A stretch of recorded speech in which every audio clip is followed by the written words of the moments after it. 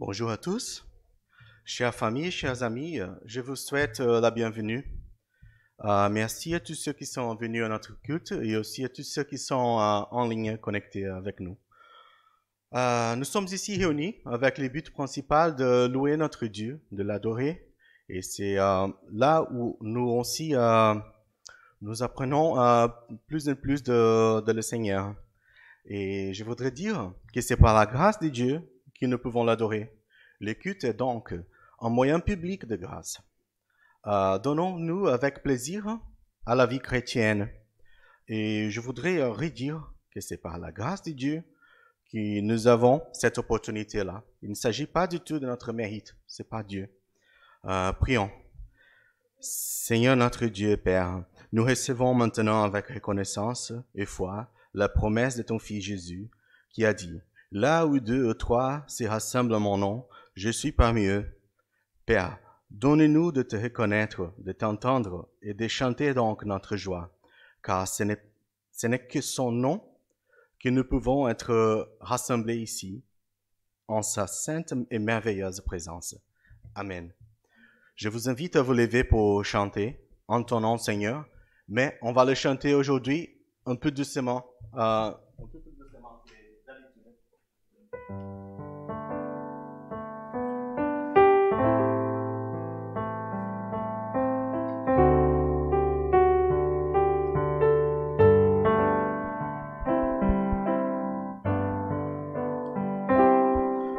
Ton nom, Seigneur, nous sommes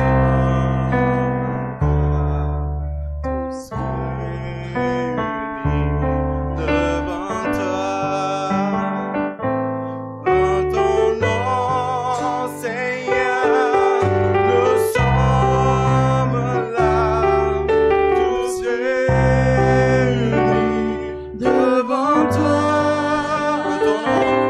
En ton nom, Seigneur, nous sommes là, tous réunis devant toi. En ton nom, Seigneur, nous sommes là, tous réunis devant toi. En ton nom, Seigneur, nous sommes là, tous réunis devant toi. Honneur au Père, honneur au Fils, honneur à l'Esprit du Dieu Tout-Puissant.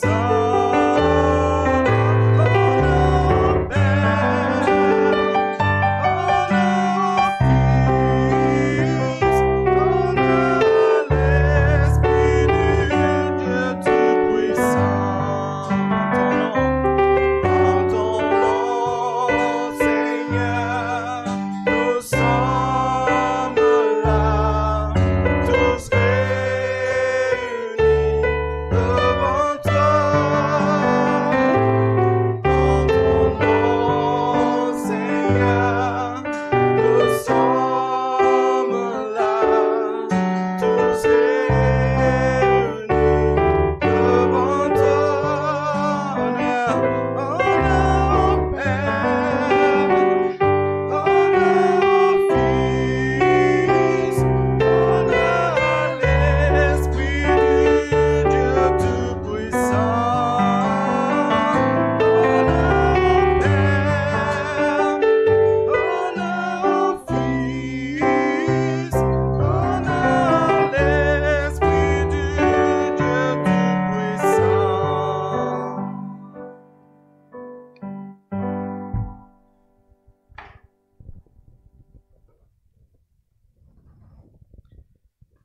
J'ai lu cette semaine, vous pouvez vous asseoir s'il vous plaît.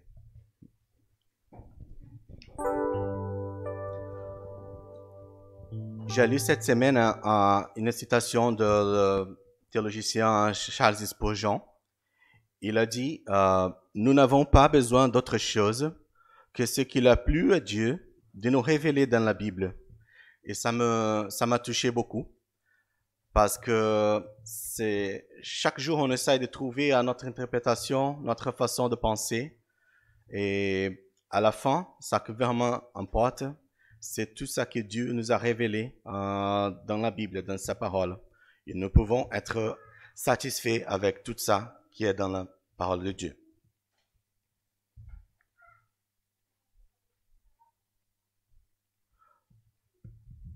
OK. On attend quelques instants. Bienvenue.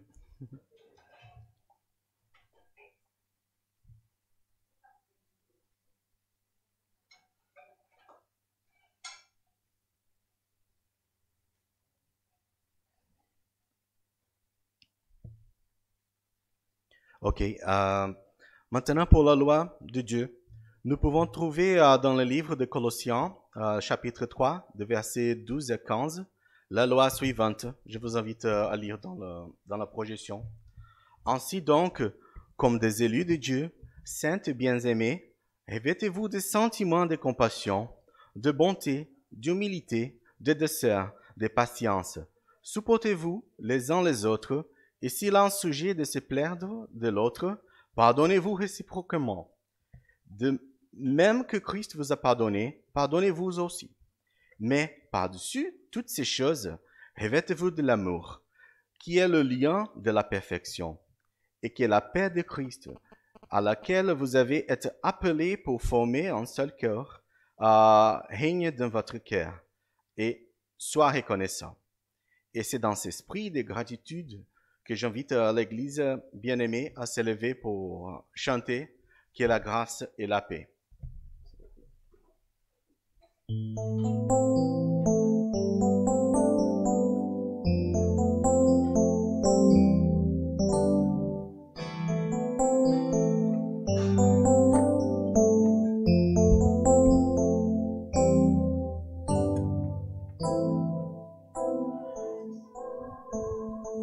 La paix du Seigneur soit déposée sur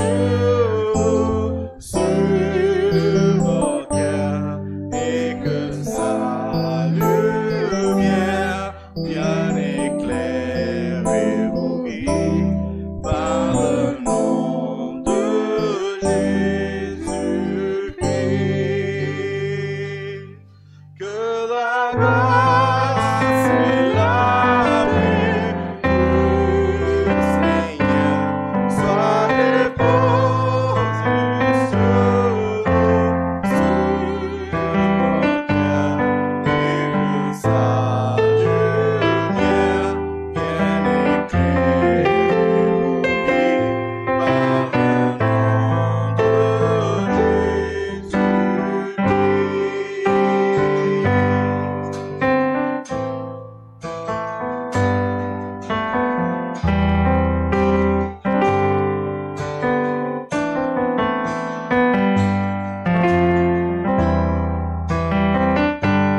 Que la grâce et la paix du Seigneur soient déposées sur vos cœurs et que sa lumière vienne éclairer vos vies par le nom de Jésus-Christ. Que la grâce et la paix du Seigneur soient déposées sur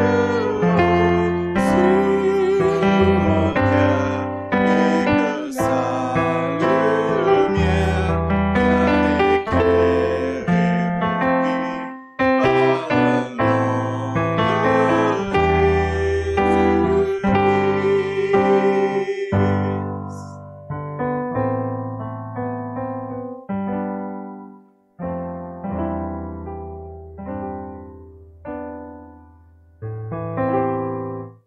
Merci, Dieu est bon toujours. Maintenant, nous arrivons au moment de confession des péchés. Vous pouvez vous asseoir. Même les plus saints d'entre nous sont aussi des pécheurs. Chaque personne, à l'exception de Jésus, fait des erreurs. Même Daniel, connu pour sa sagesse et sa justice, a péché. Je lirai ensuite une prière de Daniel enregistrée dans la Bible où il confesse ses péchés et le péché d'Israël. C'est Daniel chapitre 9, versets de 4 à 8. Je prie l'Éternel, mon Dieu, et je lui fis cette confession. Seigneur, Dieu grand et redoutable, toi qui gardes ton alliance et qui fais miséricorde de ceux qui t'aiment et qui observent tes commandements, nous avons péché. Nous avons commis l'iniquité. Nous avons été méchants et rebelles. Nous nous sommes détournés de tes commandements et de tes ordonnances. Nous n'avons pas écouté tes serviteurs, les prophètes, qui ont parlé en ton nom à nos rois, à nos chefs, à nos pères et à tout le peuple du pays. À toi, Seigneur, est la justice, et à nous la confusion de face. En ces jours, aux hommes de Juda, aux habitants de Jérusalem, et à tout Israël, à ceux qui sont près et à ceux qui sont loin, dans tous les pays où les a chassés à cause de l'infidélité dont ils se sont rendus coupables envers toi. Seigneur, à nous la confusion de face, à nos rois, à nos chefs, à nos pères, parce que nous avons péché contre toi. C'est la confession de Daniel, c'est très sincère et très belle. Mais après, nous avons le pardon. Je vais faire la partie de pardon. Je vais commencer avec aussi la partie de la prière de Daniel, où exactement il demande le pardon. C'est dans le chapitre 9, versets de 15 à 19. Allez. Et maintenant, Seigneur, notre Dieu, toi qui as fait sortir ton peuple du pays d'Égypte par ta main puissante et qui te fait un nom comme il est aujourd'hui, nous avons péché. Nous avons commis l'iniquité. Seigneur, selon ta grande miséricorde, que ta colère et ta fureur se détournent de la ville de Jérusalem, ta ville de Jérusalem, de ta montagne sainte, car à cause de nos péchés et de l'iniquité de nos pères, Jérusalem et ton peuple sont un opprobre à tous ceux qui nous entourent. Maintenant donc, ô notre Dieu, écoute la prière et les supplications de ton serviteur, et pour l'amour du Seigneur, fais briller ta face sur ton sanctuaire dévasté. Mon Dieu, prête l'oreille et l'écoute. Ouvre les yeux et regarde nos ruines.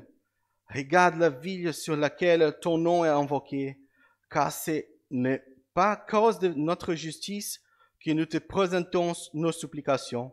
C'est à cause de grandes compassions, Seigneur. Seigneur, écoute. Seigneur, pardonne. Seigneur, sois attentif. Agis et ne tarde pas, par amour pour toi, ô mon Dieu, car ton nom est invoqué sur la ville, sur ton peuple. Je vais redire, car ton nom est invoqué sur la ville et sur ton peuple. Je pense que la situation, c'est très attachée à la situation que nous avons aujourd'hui dans Covid et tout ça. Mais la deuxième partie de le pardon que je voudrais dire, c'est la réponse que Dieu donne. Ça, c'était écrit dans le livre deuxième livre de Chroniques, chapitre 7, versets 14 et 15. Et oui, c'était Dieu qui en parlait avec Salomon. Si mon peuple, ceux qui ont invoqué mon nom, s'humilie, prie et cherche ma face, et s'il se détourne de tes mauvaises voies, je l'exaucerai des cieux. Je lui pardonnerai son péché et je guérirai son pays. Mes yeux seront ouverts désormais et mes oreilles seront attentives à la prière faite en ces lieux. C'est clair dans cette révélation de Dieu, et si on fait référence à la partie de la prière de Daniel, ça c'est clair que Daniel fait référence à ça que Dieu avait dit à Salomon. Et c'est important d'emphasiser que même dans notre prière, il faut que nous soyons attachés à la parole de Dieu, que nous prions selon ça qui est écrit et décrit par la parole de Dieu. Et dans cet esprit-là, je vous invite à vous lever pour chanter Sola Gratia, l'amour parfait.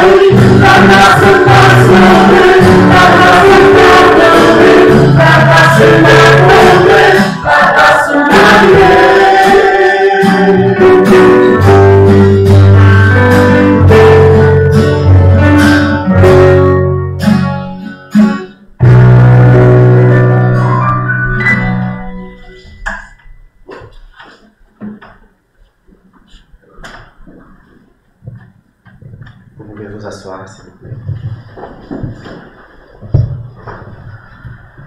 Nous allons nous préparer maintenant pour le moment de louange, mais je voudrais commencer en lisant le psaume, le chapitre 96, du verset 1 à 4. Chantez à l'Éternel un cantique nouveau. Chantez à l'Éternel, vous tous habitants de la terre. Chantez à l'Éternel, bénissez son nom, annoncez de jour en jour son salut. Racontez parmi les nations sa gloire, parmi tous les peuples ses merveilles. Car l'Éternel est grand, est très digne de louange. Il est redoutable par-dessus tous les dieux. Chantons donc, chantez à l'Éternel. Vous pouvez vous élever pour les louanges.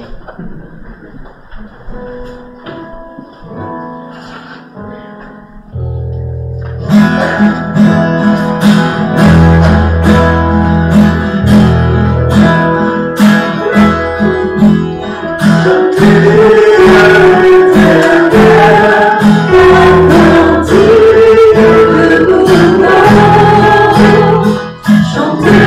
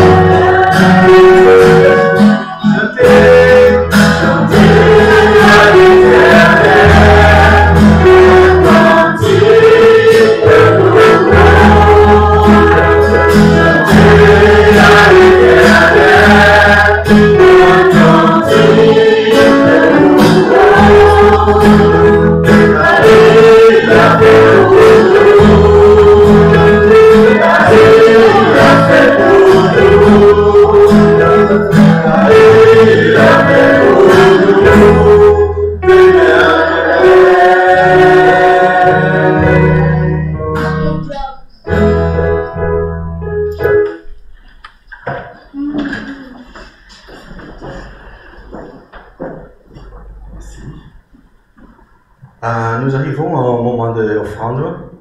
Et pour l'offrande, je voudrais lire le livre de 1 Corinthiens, chapitre 13, verset 3.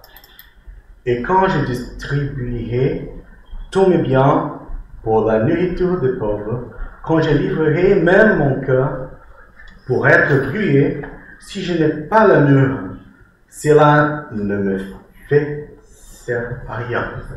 Donc, offrons-nous et faisons ça avec amour. Samuel, je t'invite à prendre les sacs, faire passer, s'il te plaît. Et pendant ce moment, c'est Patrick, si tu peux jouer un instrumental, tu peux choisir la chanson. Merci.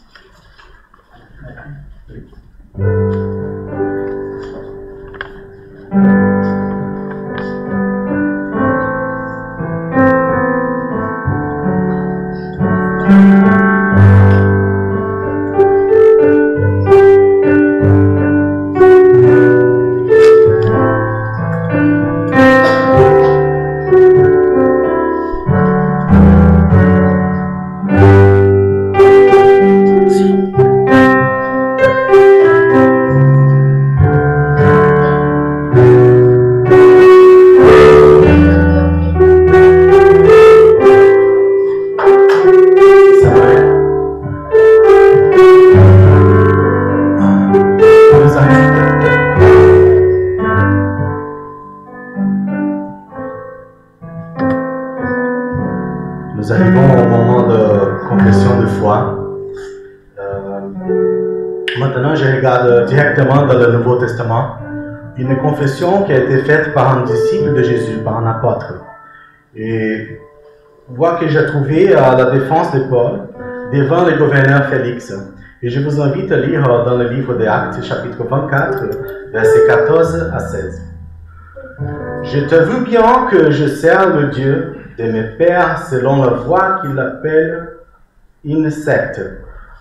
Croyant-tu ce qui est écrit dans la loi et dans les prophètes, et ayant en Dieu cette espérance, comme ils ont eux-mêmes, qu'il aura une résurrection des justes et des injustes. C'est pourquoi je m'efforce d'avoir constamment une conscience sans reproche devant Dieu et devant les hommes. C'était une belle confession synthétique, mais c'était fait par Paul, et c'est super fort. Et après, on a les confessions des apôtres. Je vous invite, même un soir, vous pouvez lire avec moi. Je crois en Dieu, le Père Tout-Puissant, Créateur du ciel et de la terre. Je crois en Jésus-Christ, son Fils Jésus, notre Seigneur, qui a été conçu du Saint-Esprit. Il est né de la Vierge Marie. Il a souffert sous Ponce Pilate.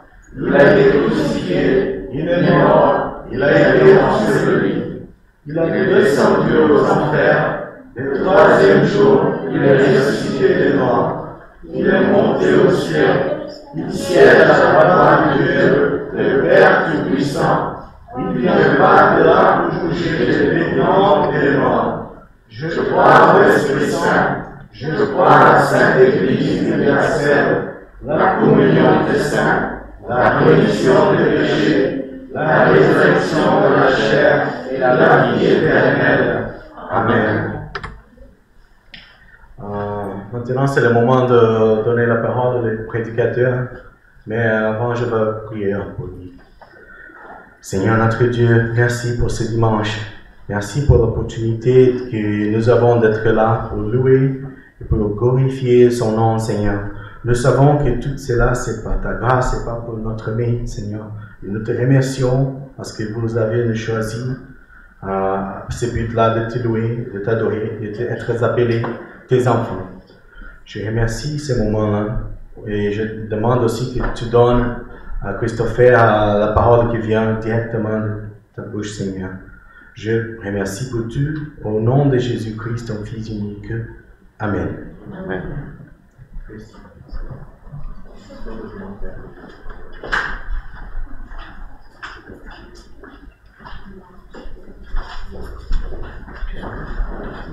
Bon, les enfants frères, je vais vous donner les annonces et après je vais les enfants.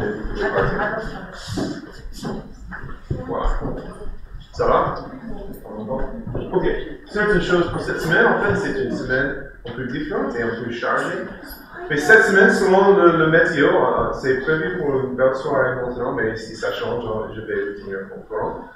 Mais nous avons, en place de notre étude biblique ici à l'église, nous avons décidé d'avoir un temps à la fin, mais ensemble, à 19h30. Je vais vous envoyer le lieu précis, mais si vous étiez là l'été dernier, c'est la même chose. On sera là, on peut pique-niquer ensemble, pas partager, mais on peut apporter une pique-nique. On va manger ensemble, on a un petit temps d'études, et on peut se baigner si on veut. Il y a un petit endroit où on peut, si vous portez les shorts pour baigner, on peut se baigner aussi. Alors, ça serait mercredi soir, 19h30 à la journée. Je vais vous envoyer plus d'informations, mais gardez cette date sur le calendrier. La deuxième chose, c'est le club d'enfants. On a le petit papier, vous pouvez prendre, il y a un grand nombre là. C'est la semaine du 12 à 16 juillet, ça veut dire 12 semaines. C'est ouvert aux enfants de 5 ans à 11 ans. Mais si vous êtes un enfant de plus que cet âge et vous voulez participer dans la semaine, vous pouvez nous voir. On a besoin de coups de main aussi.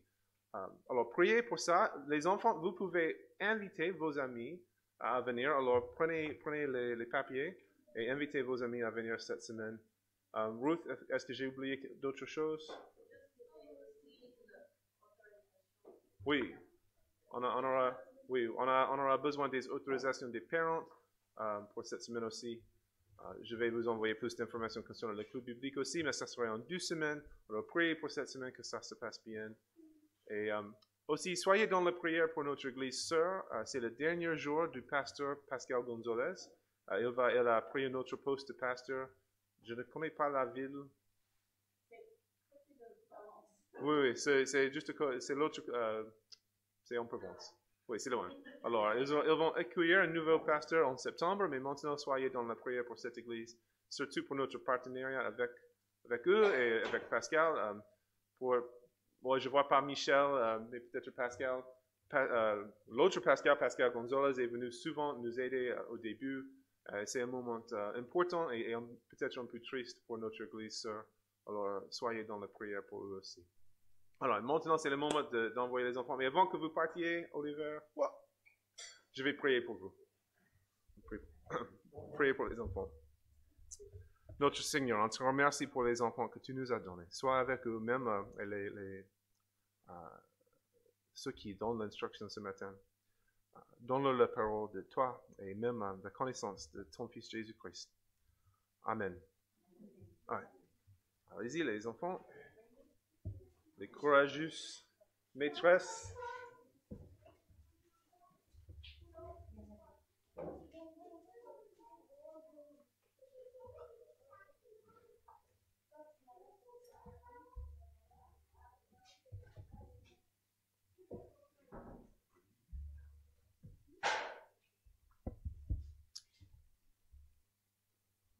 Alors, moins nombreux, plus tranquille. Alors, ce matin, nous passons à la 3e partie du symbole des apôtres, avec notre série sur le symbole des apôtres, avec la phrase « Je crois en l'Esprit Saint ». Moi, je ne sais pas s'il y a une autre phrase avec moins de mots et plus de signifiance, mais voilà. Qu'est-ce que l'on peut dire concernant le Saint-Esprit? Alors, notre texte pour ce matin, c'est Jean 16, du verset 5 à 15. Jean 16, du verset 5 à 15. On va la projeter. Mais pour vous donner un peu de contexte, ce texte est tiré du dernier discours entre Jésus et ses disciples avant sa crucifixion. Et les disciples ont été tristes quand Jésus a parlé de son départ. Donc, Jésus leur a donné ces mots que nous allons lire pour les rassurer au moment difficile. Alors, donnez votre attention à la lecture de la parole de Dieu. Jean 16, du verset 5 à 15. La parole de Dieu. Maintenant, je m'en vais vers celui qui m'a envoyé, et aucun de vous ne me demande « Où vas-tu » Mais parce que je vous ai parlé ainsi, la tristesse a rempli votre cœur. Cependant, je vous dis la vérité. Il vaut mieux pour vous que je m'en aille. En effet, si je ne m'en vais pas, le défenseur ne viendra pas vers vous. Mais si je m'en vais, je vous l'enverrai.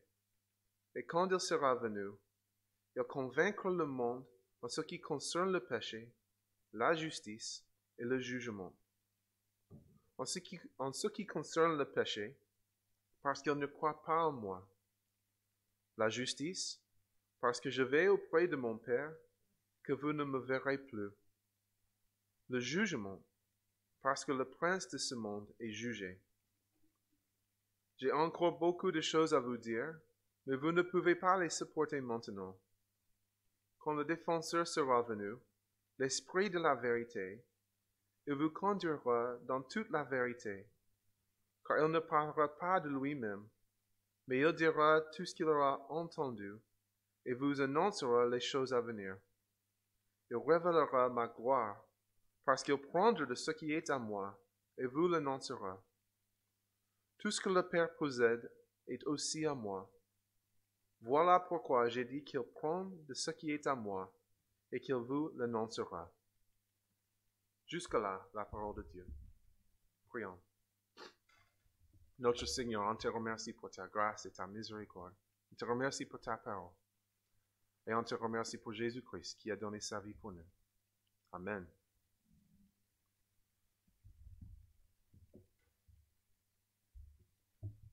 C'est impossible de parler de tout ce que le Saint-Esprit fait et même de tout ce qu'il est dans une seule prédication. On pourrait avoir une série entière concernant lui, mais évidemment, ce n'est pas pour aujourd'hui. Mais je voudrais quand même souligner certaines choses de lui, certaines choses que nous confessons ensemble, avant de traiter notre texte de Jean.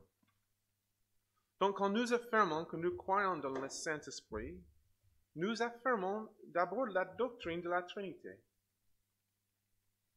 Un Dieu en trois personnes, Père, Fils, Saint-Esprit. Notre symbole, le symbole des apôtres, nous ne donne pas beaucoup d'informations, mais nous avons des autres credos, des autres symboles qui en parlent plus. Par exemple, je pense qu'on a, regardez le credo de Nicée, qui dit, je pense on a, c'est marqué là, je pense. Voilà. Oh. Voilà. Non, c'est pas. Merci. Je crois en l'Esprit Saint, qui est Seigneur et qui donne la vie. Il procède du Père et du Fils, et avec le Père et le Fils, il reçoit même adoration et même gloire. Il a parlé par les prophètes, ou les saints prophètes, ça dépend de la traduction. Là, ça c'est plus d'informations. 100% Dieu, digne de la même gloire et honneur que le Père et le Fils. Trois personnes, un seul Dieu. Dans la Bible, dès le début, la Bible en parle. Là, au Genèse, à la début de Genèse, le chapitre 1, le verset 2, nous lisons que l'Esprit de Dieu planait au-dessus de l'eau. Comme c'est mentionné dans le symbole de Nicée, le Saint-Esprit a parlé pour les prophètes. Le roi David a prié au psaume 51 que Dieu ne retirait pas son Esprit Saint de lui. Dans le livre d'Ézéchiel, c'est l'Esprit de Dieu qui donne vie dans la vallée des eaux sèches. Nous avons déjà confessé dans ce symbole, le symbole des apôtres, que Jésus a été conçu par le Saint-Esprit. Le Saint-Esprit était présent dans le baptême de Jésus. Et c'était le Saint-Esprit qui a transformé les apôtres au jour de Pentecôte. Merci. C'était lui qui a fait grandir l'Église pendant tout le livre des Actes. Et c'est le Saint-Esprit qui unit tous les chrétiens, même aujourd'hui. Avec ce symbole, nous confessons que l'Esprit est présent et actif dans ce monde, et dans l'Église, et dans nos cœurs. Mais pour cette prédication, je me suis demandé quels sont les signes que l'Esprit est avec nous aujourd'hui. Comment savoir que nous marchons par l'Esprit, comme Paul nous a commandé de faire au Galates 5, le verset 16? Quels sont les indices que l'Église est présente et active dans une Église? Et c'est à ces questions que je pense notre texte répond. Quelle est l'évidence de l'Esprit dans l'Église? Donc, premièrement, l'Esprit est présent où Jésus-Christ est proclamé. Car l'œuvre de l'Esprit est de magnifier Jésus-Christ. L'Esprit est présent où Christ, né, mort, ressuscité, monté, ce Christ est proclamé. Regardez le texte au verset 13 et 14. Jésus a dit, quand le défenseur, et c'est-à-dire l'Esprit, sera venu, l'Esprit de la vérité, il vous conduira dans toute la vérité, car il ne parlera pas de lui-même, mais il dira tout ce qu'il aura entendu, et vous annoncera les choses à venir. Il relèvera ma gloire, parce qu'il prendra de ce qui est à moi, et vous l'annoncera. Le Saint-Esprit nous montre Jésus-Christ. Et c'était exactement ce qui s'est passé. Le jour de Pentecôte, quand l'Esprit est tombé sur les apôtres, qu'est-ce qu'ils ont fait? Ils ont tout à coup commencé de prêcher Jésus, sa crucifixion et sa résurrection. Le travail de l'Esprit est de nous montrer Jésus-Christ. On peut demander pourquoi notre symbole a telle d'informations concernant Jésus-Christ et simplement une seule ligne concernant l'Esprit. Et je pense que bien que le symbole puisse avoir plus d'informations concernant l'Esprit, le symbole aussi reflète quand même son œuvre dans l'Église, l'importance de Jésus-Christ. Alors, quel est le test? Comment détecter l'Esprit dans l'Église? Nous sommes malheureusement trop familiers avec les tests COVID maintenant, le petit truc dans le nez. On en a tous marre, je pense. Mais quel est le test pour l'Église? Mais c'est cela, je pense. Est-ce que cette Église proclame Jésus-Christ? All right. Et quand je dis proclame, je ne veux pas dire simplement que l'Église utilisait son nom. En ce cas-là, il y en a beaucoup. Mais le sens est plus profond que cela. De proclamer Jésus-Christ, c'est d'insister sur la nécessité de lui pour tous, pour le salut, pour avoir une relation avec Dieu. De proclamer la suffisance du Christ et rien d'autre pour restaurer tout ce qui était perdu par la chute. L'Esprit est présent dans une Église qui proclame ce que Jésus a fait pour elle et non pas ce qu'elle a fait pour lui. Donc demandez, est-ce que je vois Jésus dans ses chansons, dans ses prédications, dans ses prières? Toute la gloire et l'honneur à lui seul. Et faites attention, car nous sommes souvent tentés à dire que certains types ou certains styles de louange sont plus de l'esprit que les autres. On dit souvent qu'une louange plus sombre ou plus réflexive n'a pas le même esprit que celle où on frappe les mains, où on danse. Écoutez, mes frères et sœurs, il n'y a rien de mal si vous voulez frapper vos mains ou même danser. Et dans certaines cultures, c'est plutôt la norme. Et vous êtes surtout libre d'exprimer votre foi comme vous voulez. Je note quelquefois on hésite un petit peu de frapper les mains, mais ça va, ça pose aucun problème. Notez que nous sommes un mélange de personnes, de tout type de personnes.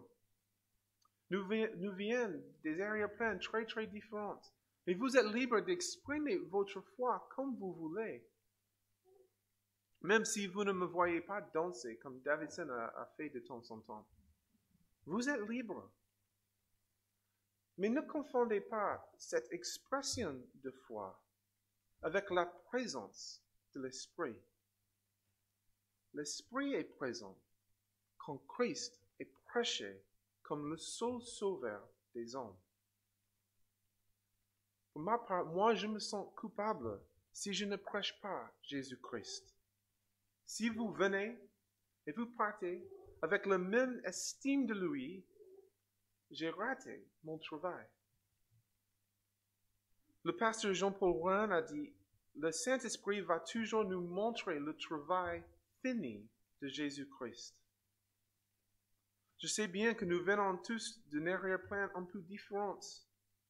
Nous ne sommes pas si nombreux ici dans cette église, mais nous sommes si divers quand même. Comment être unifiés avec cette telle diversité? C'est seulement possible par l'Esprit qui agit parmi nous de nous unifier sur ce qui est vraiment important, essentiel pour notre foi. Jésus-Christ et Jésus-Christ seul. Le Saint-Esprit, il nous montre Jésus-Christ et deuxièmement ce matin, il nous convainc de nos péchés. Il nous convainc de nos péchés et il change nos cœurs. Regardez encore le texte du verset 8 à 10. Quand il sera venu, il convaincra le monde en ce qui concerne le péché, la justice et le jugement. En ce qui concerne le péché, parce qu'il ne croit pas en moi. La justice, parce que je vais auprès de mon Père et vous ne me verrez plus. Le jugement, parce que le prince de ce monde est jugé. Je sais que ces mots de Jésus sont un peu compliqués à comprendre, mais notez qu'il y a trois choses que l'Esprit fait pour nous. Jésus dit, il convainc le monde de leur péché. Nous disons que Jésus est notre Sauveur. Mais ce titre ne fait aucun sens si nous ne sentons pas notre besoin de secours. Si je vous donne chacun un gilet de sauvetage en entrant dans l'église ce matin, vous ne sentirez pas votre besoin. Ce serait un cadeau un peu bizarre dans une église. Mais si nous étions tous dans un bateau, dans la mer, au milieu d'une tempête, cela changerait votre appréciation de mon cadeau. Jésus est notre Sauveur, mais c'est le travail de l'Esprit de nous montrer notre besoin de lui, de nous montrer nos péchés. Comme Jésus lui-même a dit, ce n'est pas les bien portants qui ont besoin d'un médecin, mais les malades. C'est l'Esprit qui nous montre notre maladie. 2. L'Esprit nous montre aussi la suffisance de Jésus-Christ pour notre guérison. Imaginez que vous soyez allé chez le médecin avec une maladie inconnue, une maladie qui vous donne énormément de souffrance. Et après beaucoup d'examens, beaucoup de tests, de radio, etc., ce médecin vous donne le diagnostic.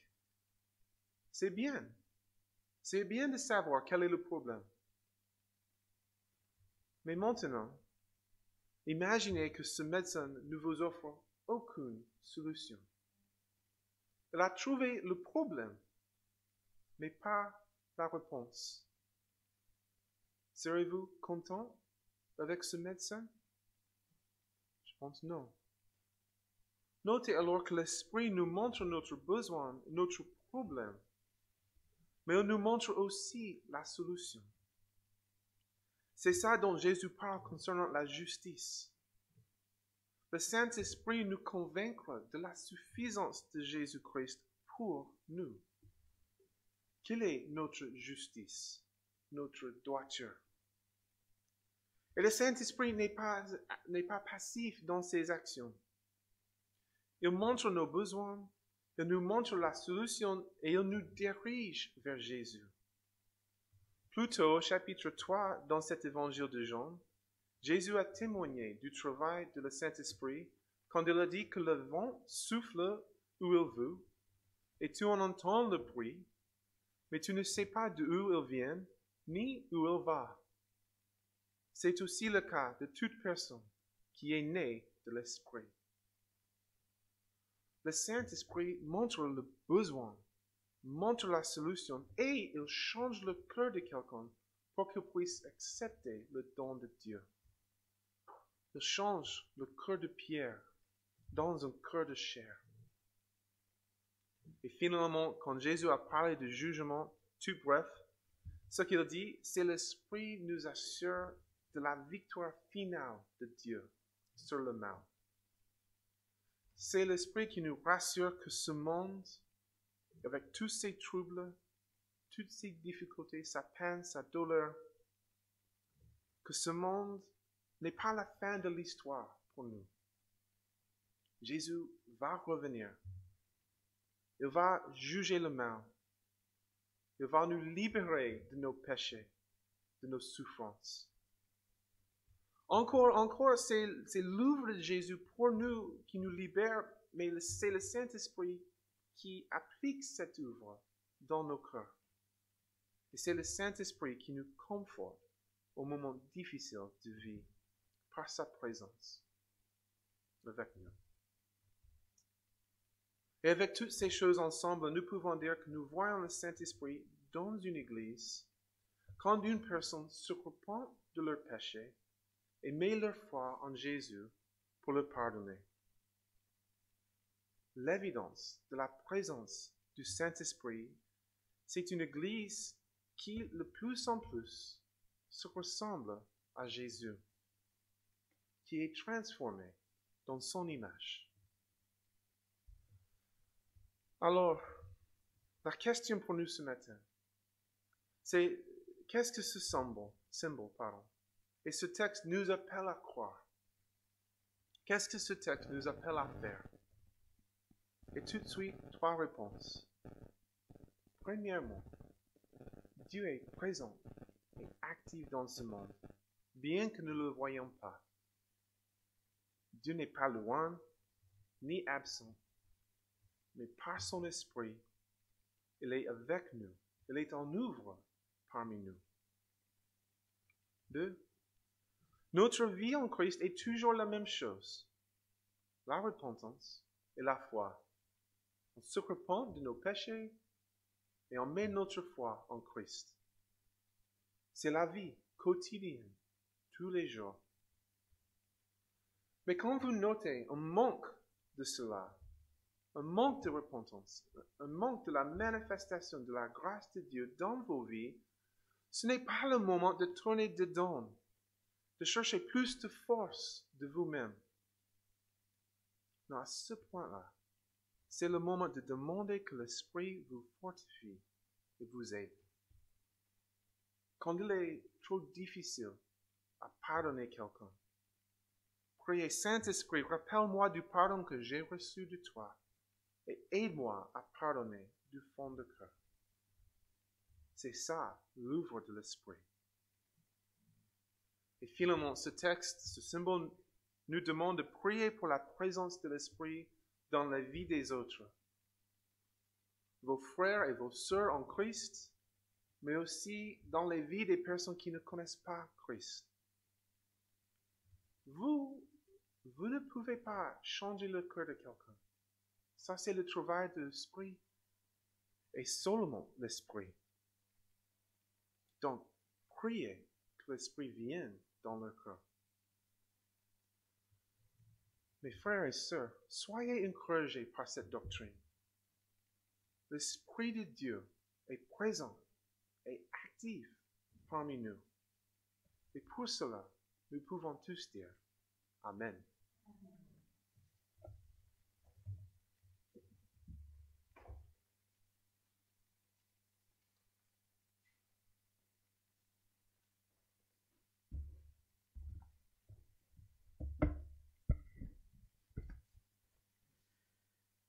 merci, notre pasteur. Et je pense que nous avons fait déjà toutes les annonces. Juste pour redire qu'il faut remplir l'autorisation des enfants. Bon. Ok, on va prier maintenant.